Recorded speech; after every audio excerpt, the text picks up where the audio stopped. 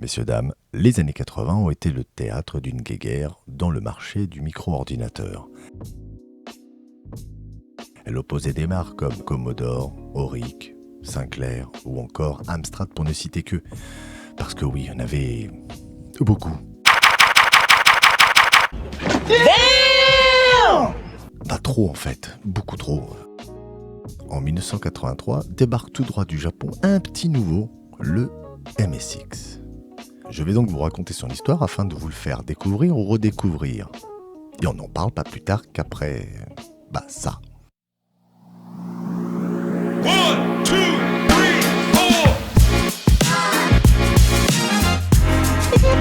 3, 4. Mes sincères salutations. Comment y vont les gens ? Je suis Kuma, et pour ce premier numéro de RetroTech, je vais vous parler d'une machine qui était amenée à devenir un standard dans l'informatique grand public. Du moins, c'était l'idée de départ. C'est au début des années 80 que le ministère de l'économie japonais a comme initiative de faire entrer les micro-ordinateurs avec une architecture informatique standardisée dans les foyers. Il lance donc un appel d'offres auquel Kazuhiko Nishi, le cofondateur de la société ASCII, va répondre et devenir leur premier choix. Kazuhiko Nishi, qui était aussi à ce moment-là le vice-président de la branche japonaise chez Microsoft, et ça a son importance puisqu'il va faire part de ce projet à Bill Gates, qui est le dirigeant de Microsoft au monde, pour la partie logicielle.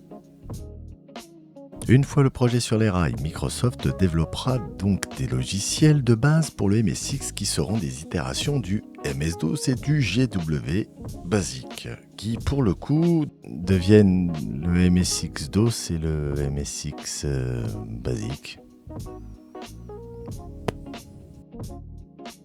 En ce qui concerne le hardware, de nombreuses sociétés japonaises comme Sony, Panasonic, Canon, Casio, Toshiba ou même Yamaha, mais aussi européennes telles que Philips et Schneider, acquièrent la licence afin de développer leurs propres machines.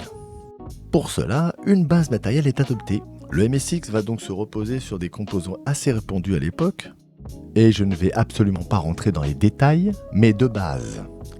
Ça se compose d'un microprocesseur Z80, d'au moins 16 kilo-octets de RAM, un processeur sonore 3 voies PSG. Non, rien à voir.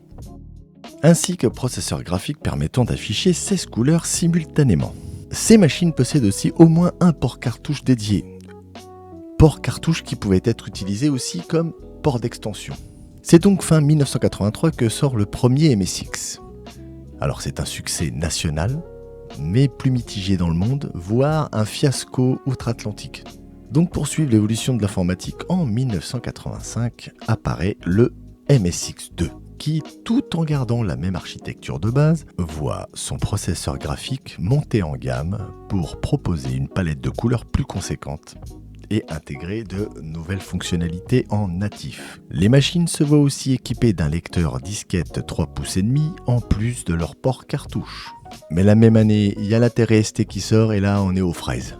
Alors en 1987, il évolue encore et devient le MSX2+. Croirait des Pokémon. Il peut afficher désormais 16 000 couleurs en simultané et gère désormais les scrollings horizontaux et intègre un chipset audio FM comparable à ce qui se fera sur Mega Drive.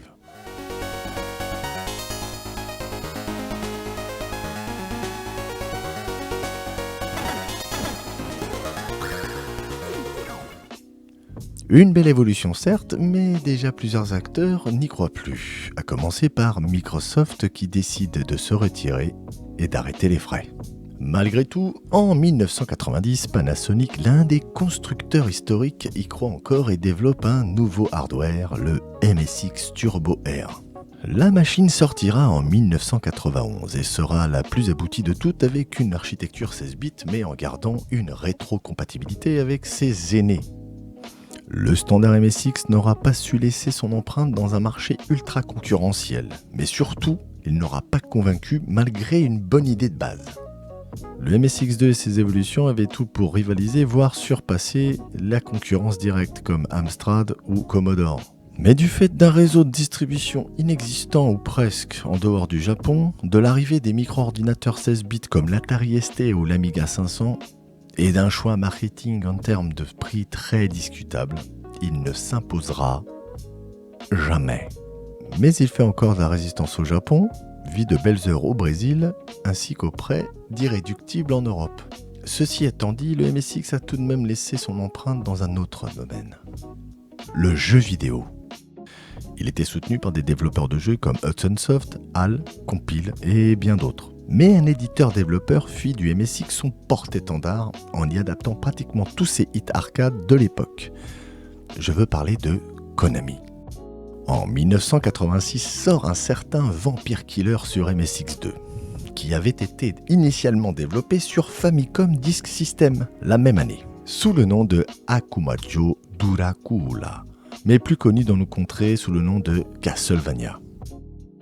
La version NES, elle, ne sortira qu'en 1987. Et c'est justement en 1987 qu'un certain Hideo Kojima fait sensation avec ce titre.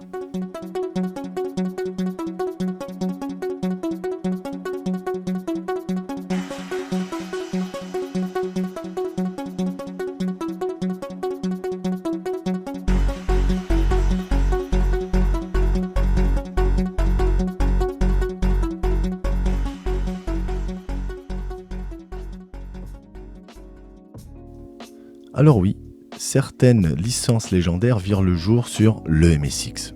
Le MSX était ce qu'il était, une idée novatrice, lancée avec succès, mais avec un train de retard sur son époque.